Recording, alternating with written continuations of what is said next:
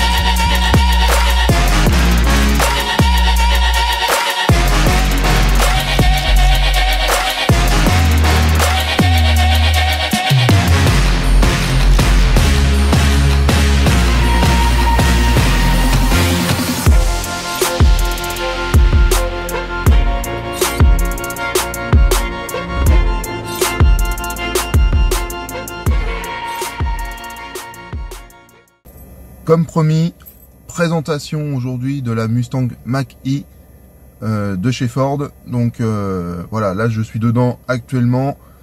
Je vous fais une petite visite guidée et après on en parle un peu plus en détail. Alors là, vous en rendez peut-être pas compte, mais la voiture est très grosse, vraiment très grosse. Elle est même énorme. Ça fait vraiment un très gros véhicule. Donc après, hein, question esthétique, on aime, on n'aime pas. Moi, c'est la première que je vois. Je l'ai déjà vue en image, en rouge, je la trouve plus jolie. Après, c'est pareil, hein, c'est personnel. Hein. Mais bon, on s'habitue assez vite aux lignes, hein, finalement. Et quand même, c'est pas si mal que ça. Hein. Alors, d'un point de vue conduite, par contre là, c'est vraiment top. On est vraiment sur quelque chose qui fonctionne très très bien.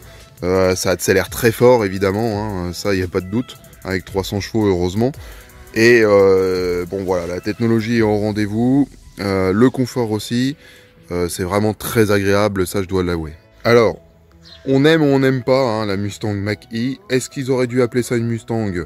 Je ne pense pas, c'est un petit regret que j'ai. Peut-être qu'il aurait fallu appeler ça autrement. Bon après ils ont voulu jouer sur le côté marketing et le côté Mustang, et on peut pas tellement leur en vouloir. Maintenant, bon, c'est vrai que c'est pas une vraie Mustang, hein, parce qu'on est quand même sur de l'électrique. Bon, moi, ce que je préfère, hein, je vous avoue, c'est le profil arrière qui me paraît être le plus réussi. Et moi, ces freins énormes, la taille de ces étriers. Alors vous, peut-être que vous en rendez pas compte sur la vidéo. On est sur des jantes 18 pouces. Là, pour le coup, on aurait peut-être pu avoir du 19 ou du 20. Je sais que sur la version au-dessus, on a du 19 pouces. Là, 18, je trouve que ça fait un peu petit sur la voiture. Bon, après, c'était peut-être pour privilégier le confort, avec des pneus très larges. Mais les disques et les étriers sont juste énormes. L'ouverture s'effectue ici. On appuie sur le bouton qui est ici. Voilà. Et on a la possibilité, si on a oublié sa clé, de mettre un digicode et de pouvoir rentrer quand même dans la voiture. On se retrouve à l'intérieur de cette Mustang Mach-E. Donc je vous laisse découvrir et après on en parle un petit peu.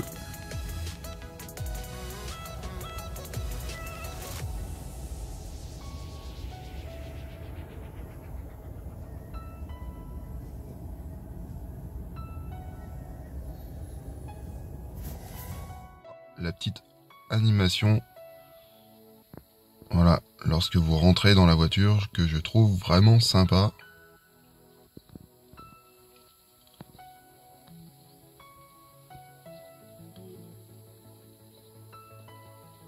Hop, je l'ai mise au complet. Je la trouve vraiment top. Donc nous voici devant cette énorme tablette connectée de la voiture. Donc c'est pas nouveau, hein, bien évidemment. On retrouve ce genre de choses dans beaucoup de voitures électriques, notamment les Tesla, bien évidemment.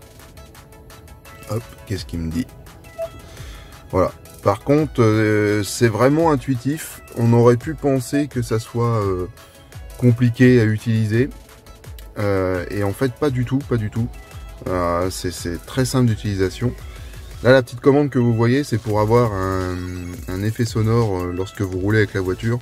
Alors, c'est très léger, mais on l'entend quand même en phase d'accélération poussée. Ici donc on a les caméras, donc vous avez une caméra arrière classique hein, et une caméra avant que l'on voit là sur l'écran. Et donc la caméra 360 degrés, à savoir que si vous reculez trop près d'un bâtiment ou d'un obstacle, la voiture va freiner elle-même et va comprendre que vous êtes en train de faire une bêtise. Alors on peut se créer un profil, hein, donc là par exemple on a déjà deux profils qui sont créés. En allant dessus, on peut faire des petites modifications, hein, donc changer le nom. Voilà, là il est passé en blanc. Et on peut, voilà, réglage des sièges, ajouter des clés, créer son propre code d'entrée. On y reviendra, pardon, tout à l'heure dans la vidéo. Enfin voilà, c'est très complet, hein, évidemment, comme tous ces trucs-là. Et ça fonctionne très très bien, c'est très réactif. Alors là la sono vous n'allez pas l'entendre, mais celle-ci dispose de 10 haut-parleurs. Là celle que je vous présente aujourd'hui, donc c'est une Ford Mach-E Student Range, donc on est en 294 chevaux. Donc comme vous pouvez le voir, c'est une voiture qui a une autonomie que l'on peut espérer jusqu'à 610 km. Ça a l'air d'être le cas, hein, apparemment ça a l'air d'être efficace à ce point de vue là, à voir maintenant sur une charge complète. Donc le coffre est électrique, ça pareil, hein, rien de nouveau, c'est quelque chose qu'on connaît bien. Donc vous voyez la taille du coffre, hein. Là on a le carton avec les différents câbles, c'est pas son point fort, on a 400 litres à peu près, à savoir qu'on a aussi un coffre avant de 100 litres, ce qui fait 500 litres au total, donc c'est respectable, mais c'est pas non plus extraordinaire, hein.